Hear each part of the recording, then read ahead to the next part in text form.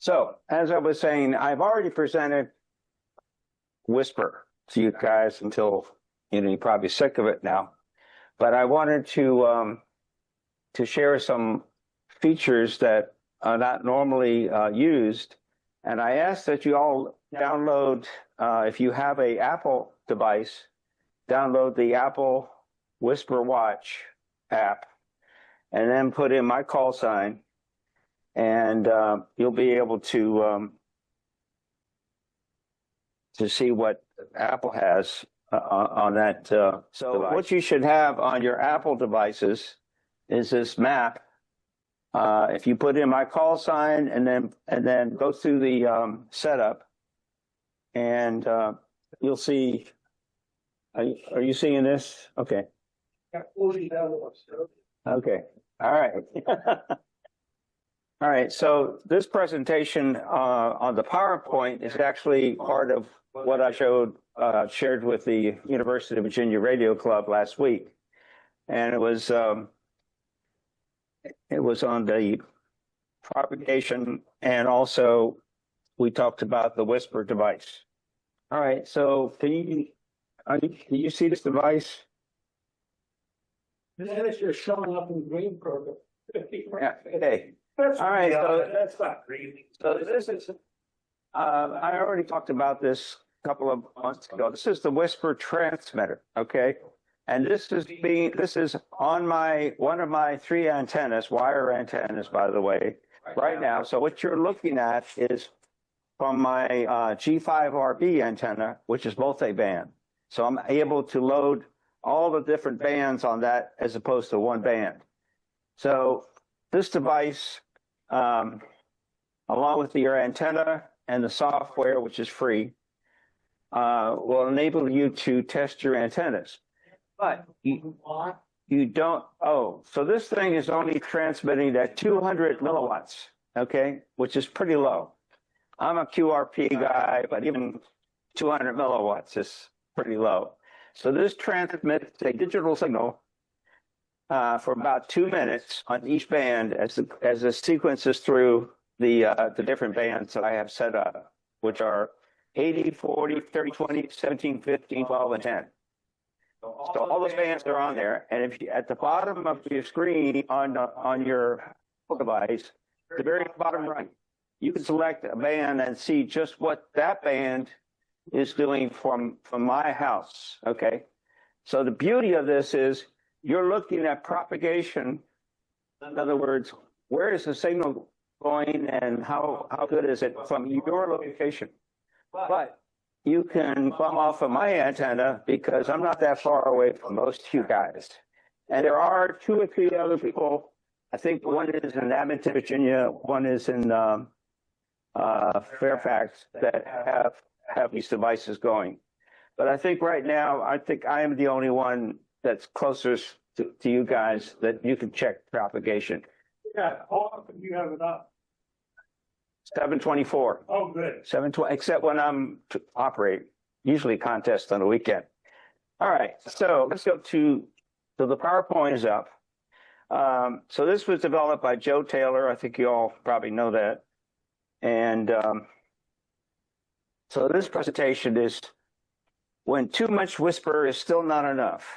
All right, so if you go to the people that are on Windows, I ask you to go to the website WSPR Rocks. Is everybody on that?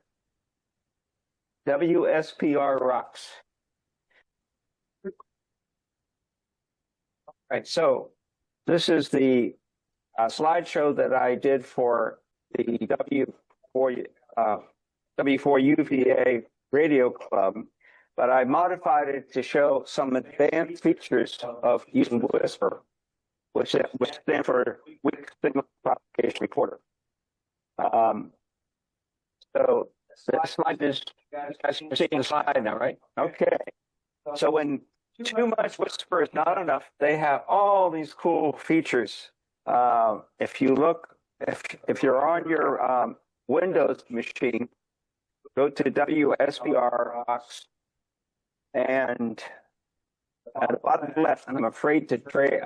I'm afraid to go to the internet because that's going to mess up the slideshow, right? No? No.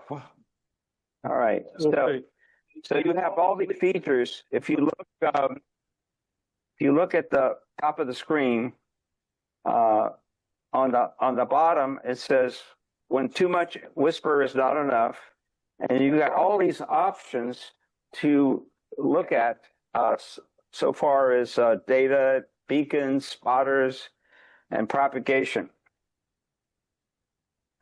All right, so one of the things you can do with this is to adjust it for. If you look at that at the top, it says time, power, and distance.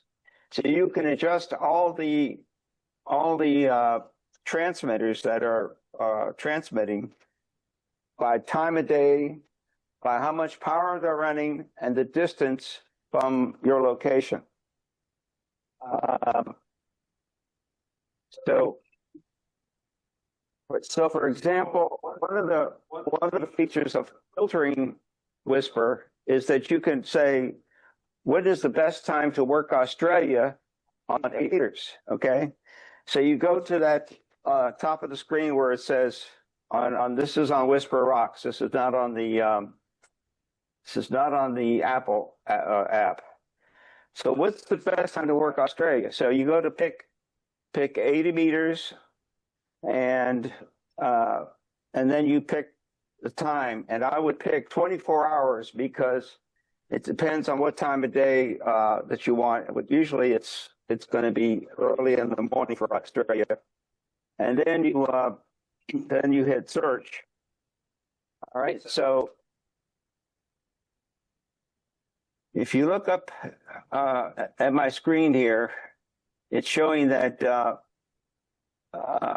this is local time, so 7:36 a.m. and 7 a.m. The VK7 Juliet was receiving was being spotted, but it was being spotted not at my QTH but at WD4ELG. So I looked that up, and it's in at the top of North Carolina. All right, so it's not going to be that far-fetched to say that if it's North Carolina, you could probably work it 80 meters at around 7 a.m. if you have a good antenna, right? So that's one of the cool features, is that you can say, oh, I need Australia on 80 meters. What time should I get on to see it? So you plug this in, and that'll give you, these are all, those white dots are all the stations that are receiving this right now. That whisper, he's got a whisper receiver, okay? So he's receiving all these stations, and it's uploaded to the website, and then those are spotted, like you can see all those white dots. Is he in a contract? He's got a receiver. So this whisper transmitter, they make a receiver. It looks just like this. It's called a whisper receiver, and he's got it hooked up to an antenna, and then he's got it hooked up to the webs. Okay. That's the guy in Carolina. That guy in North Carolina. Is the guy in full power? No. He's a receiver. He's receiving the signal, and he's uploading the information. He's saying that all these white dots are being received in Australia at 7 a.m. in the morning on 80 meters, which is pretty good haul, okay, for 80 meters. All right, so you can filter this, like if you need 5-band DXCC, for example. Yeah. First beacon that. Exactly. This is only the WSPR, and it's a rough estimate of propagation. What is happening at your location, or my location, for example, not the whole country. Okay, you can go to websites like the sunspot activity and things like this, but it's not going to tell you what's going to happen with propagation from your location. So that's the beauty of this whisper transmitter and receiving setup. Yeah, he is. He's actually running the same power, 200 milliwatts. And at the very top of the screen where you see all this data, it's saying that he's running 0.2 watts, which is 200 milliwatts.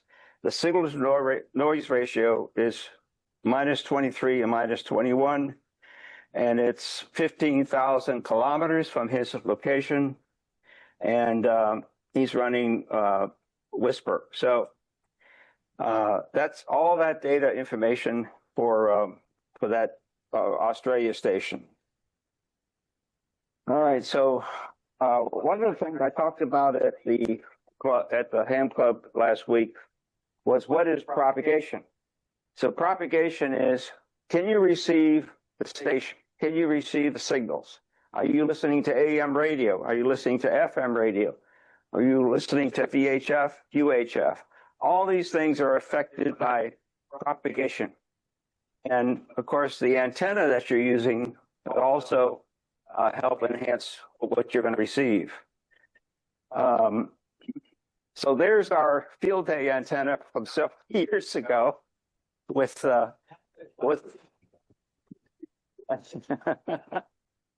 so there's our beam antenna that we is that still around, by the way?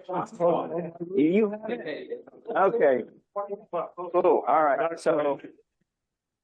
So obviously having a wire antenna versus a beam like this great it's called a spider beam. Hex beam.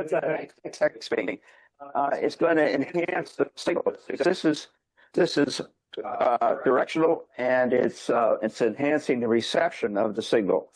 So propagation not only has to do with what is bouncing off the ionosphere and all the other things that have to do with propagation, but also with your antennas. Okay. Obviously, I'm not going to get this signal with the wire as you would be with the beam.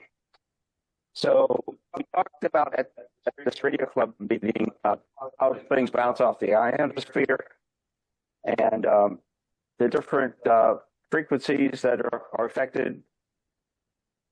All right, so let me go back up to.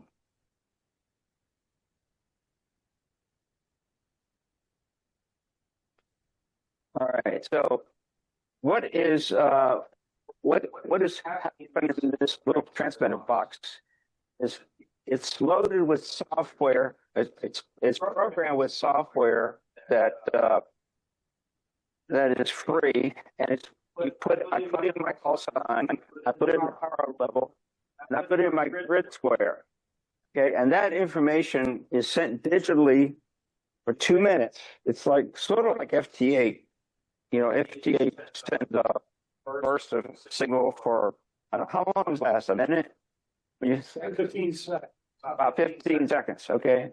Whisper is sending me that at around 2 minutes, I think, is the burst that it goes through.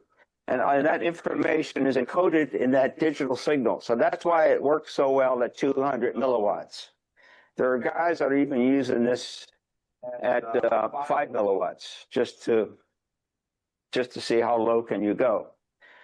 So the receiving station decodes the transmission and posts the results up to the internet. Does that answer your question, Ed, about how? Yeah. So 17 minutes is the Right. That the box it says unique. Click on that, and then hit search. And now you come up with all this data that allows you to see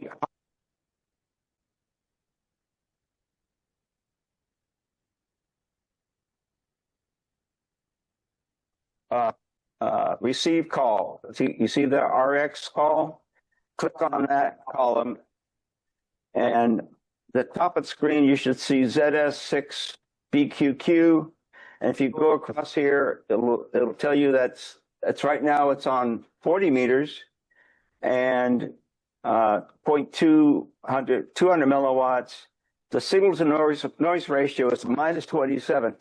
So the beauty of Whisper is it can filter out all that noise and still get the signal through. Okay, and I think the max is around minus 35, if I'm not mistaken. I'm not that well versed on how the signal to noise ratio is, but it's pretty amazing how it works. There's no drift, and the next one it says K, and that's how many kilometers this ZS6 is. And the mode, of course, is Whisper, and the spot IQ. So that spot Q, you'll see that says spot Q.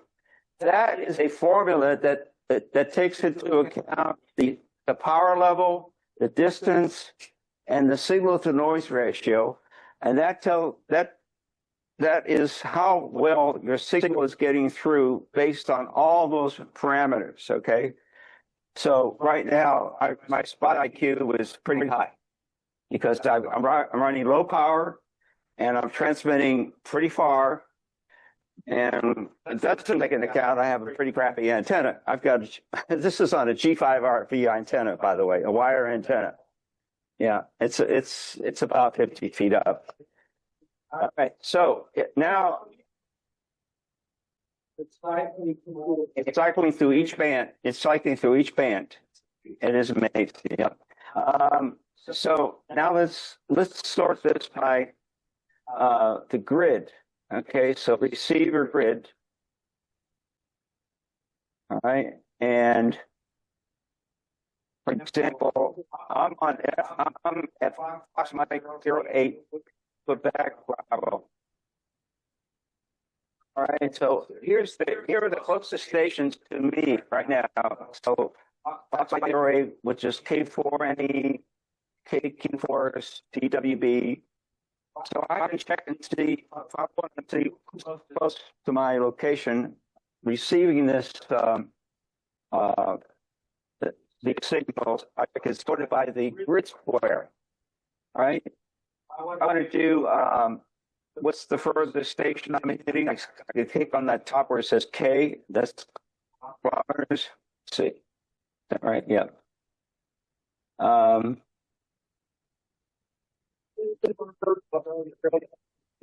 Yeah. All right. So I got how many bands right now? 6 bands. So you can you see where it says megahertz at the top? You click on megahertz, and there's only there's a handful of 10 meter stations right now that I'm hitting, and none of it is DX. This is all stateside. All right, so you can sort it by the grid, by the frequency. If you go down, you see I have some on 24 megahertz, some on 50 meters. All right, so let's look at the map at the top where you've got all that. Hit the map, and then at the bottom, on the bottom left, there's a chart there. And right now, you start seeing this on your screen if you've got the map. Okay, so right now I've got 59 hits on 80 meters, 118 on 40, 109 on 30, and so on. The least, of course, is 10 meters right now because it's nighttime. All right, so I talked about different features that you have here. So at the top of the screen, you can hit night, and it shows you the what's the word?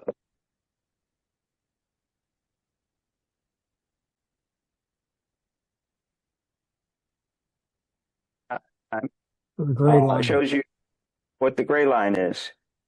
So if I can do at the very top where I can filter this by time. This is better. You see this little bar that goes across? And at the very right-hand side, it says UTC 12, local 7 hours. If you slide this bar across, it will show you the propagation of this whisper emitter based on the time of day.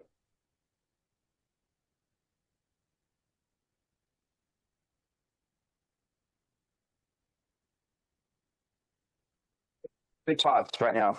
At the very far right, I don't know if you could see that, it says 634. And that's everybody transmitting at different power levels. But I could see where it says 20 watts. Now we got 10, 5 watts, 1 watt, 0.5 watts, 2.2 watts, which is what I'm transmitting. So I filtered it out to show you how many stations are using only 200 milliwatts. And there's actually, if I go further, there's a couple of crazy guys at 0.001.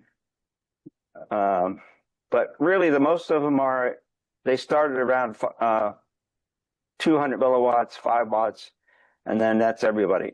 Okay. Any question? Well, I don't know. Do people talk to me? Any questions yet? Guys, any questions? There's a lot of stuff in this thing. All right, so let's go back, and I'm going to go back to at the very top of your computer, your Windows screen. You see that little recycle at the top? Just hit that, and that'll bring you back to the start thing here. So that one slide that says when too much whisper is not enough. Let's go down to top spotters. So click on that, and that brings up a database of all the people that are at the top of the heap so far as what their signal levels are and how many stations they're getting. So I'm going to do Control F and type in WR4I, see if I come up. Well, guess what? I didn't come up. So I am not at the top of the heap here. So this is showing the top 200 So that's getting spotter count.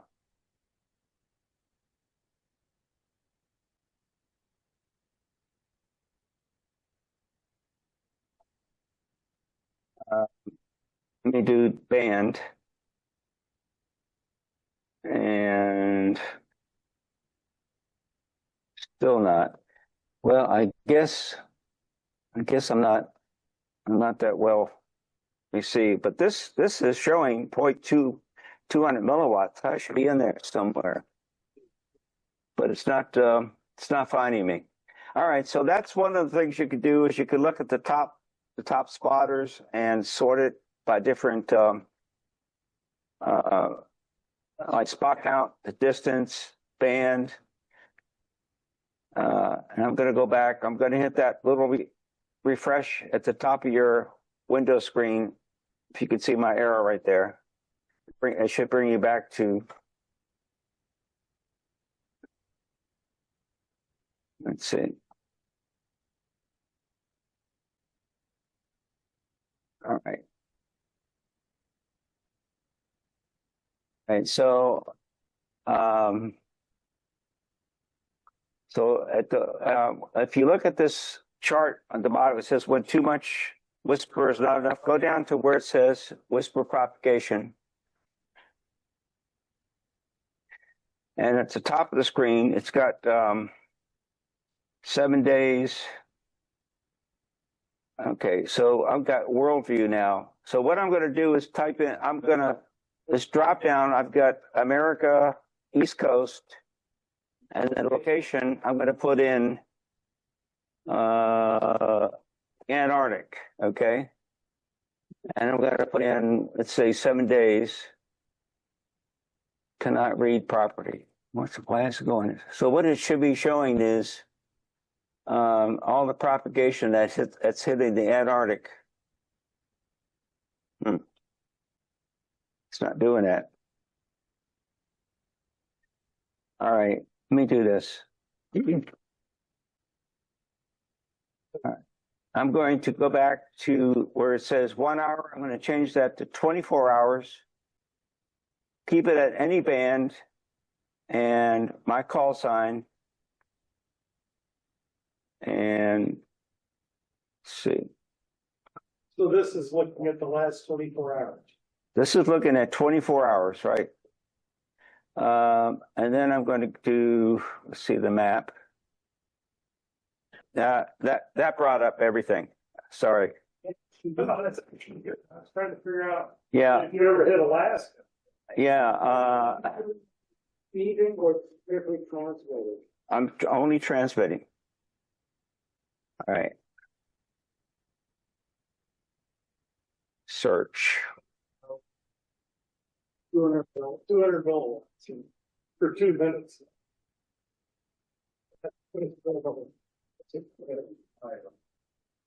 All right. So I'm not seeing, I should be seeing the Antarctic here. Oh, I only had it set on 1 hour. Transmit call, WR4I.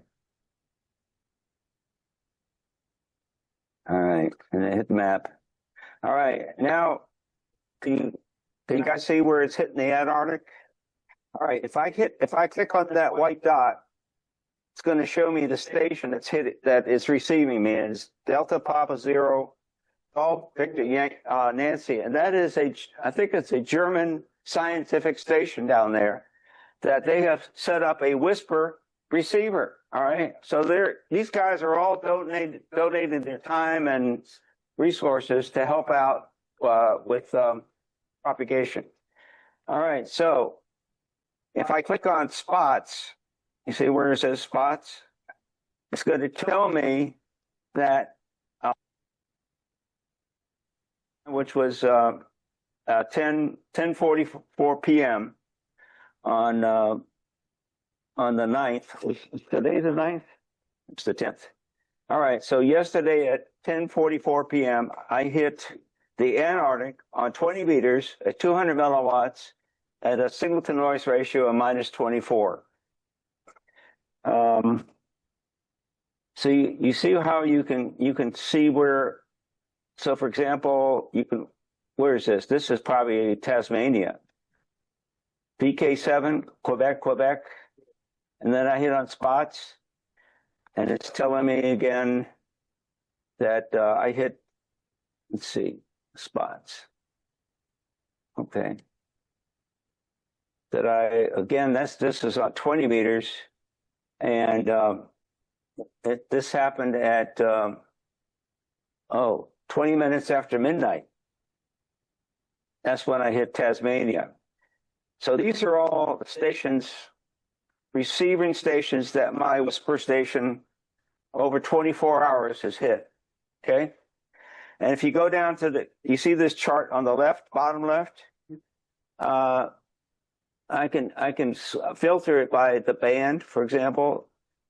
That's showing me 40 meters, 30 meters, 20, 17, and 10 meters. So 10 meters, so you can see where 10 meters is hitting. And if you hit on one of those dots, it tells me that 10 meters was getting all different kinds of time here. And it's getting into England, Great Britain. All right, so at 6:30 at night, 3 o'clock in the afternoon, 9 o'clock in the morning. But look at the frequency it was been transmitted. If you go to the top where it says megahertz, so at 6:30 at night, it was being received on 40 meters, and then at 3:30 in the afternoon, 20 meters, and on 10 meters, it was receiving at 9 a.m.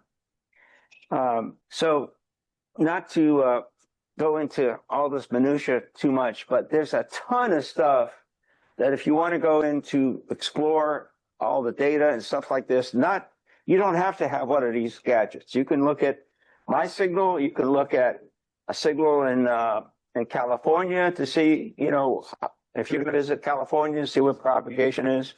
So the whole point of this is to say, what time of day are my signals getting out and where are they hitting? Okay. And if you use my whisper station, you can get an estimate of where it's going to go. Now, the criteria, of course, is what kind of antenna you have. Even though I only have a wire antenna at 200 milliwatts, this is a digital signal transmitting for 2 minutes. Okay. And you can see the signal to noise ratio is crap. -27, -30, whatever. That is on your receiver, you're not going to hear that. Okay, it's going to be total garbage. But it gives you an idea of what you could do with 100 watts with a decent antenna, and it should work. And you set it for your local time. So, are there any questions? I didn't mean to go into so much data here, but that's what Whisper is all about. These guys have done an amazing job putting up all this information in the data. It goes back. Something goes back to 2008. You can go back, yes, to 2008 and pull up 10. I think it's 10 million spots. So, for example, if you wanted to see during a contest how well your signal, well, this is not RBN. I'm sorry. The difference between RBN and the reverse beacon network is that it's your transmitter, okay? Whereas this is a Whisper digital signal.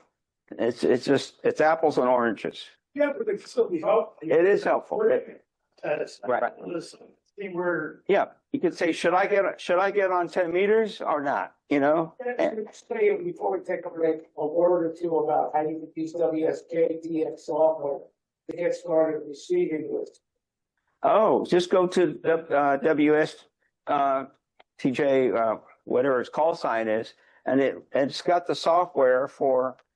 I'm not sure. I think it works on Linux and Windows. I'm not sure it works.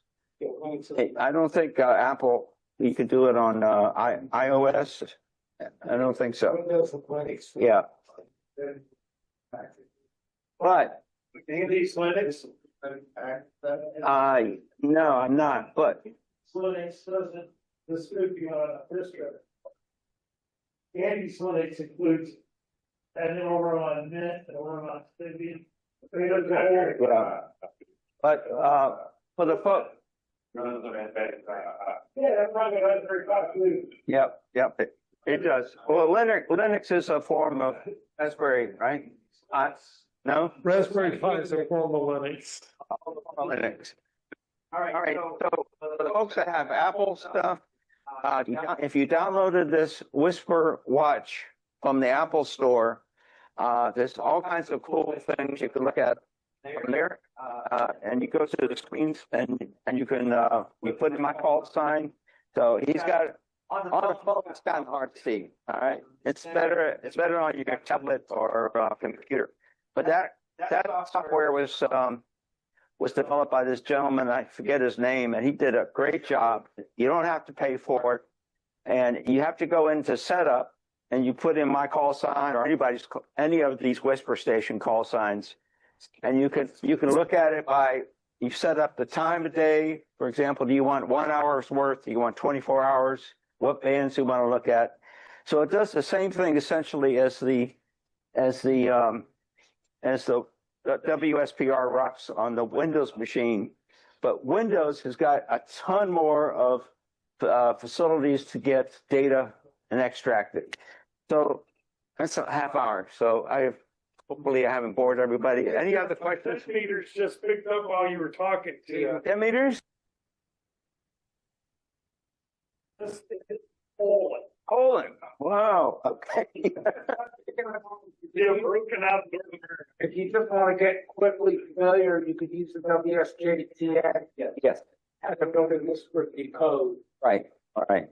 But the best thing to do is if you're on your radio, you want to set this up for the last 10 minutes, okay? Because that's, you know how propagation changes. I've been in a QSO with I've been in a QSO and the guy's S9, all of a sudden I come back and he's gone.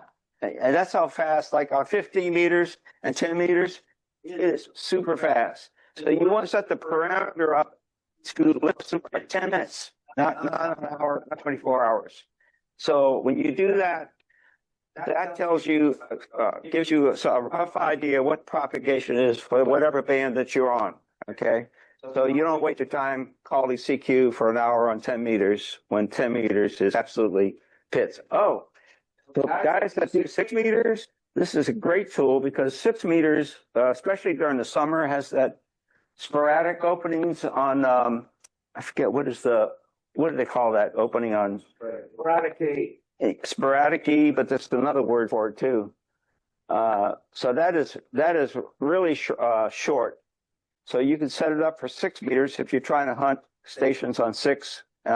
It's worked very well for that. Any other questions? John, thank you for troubleshooting all my computer issues here. Anybody want to take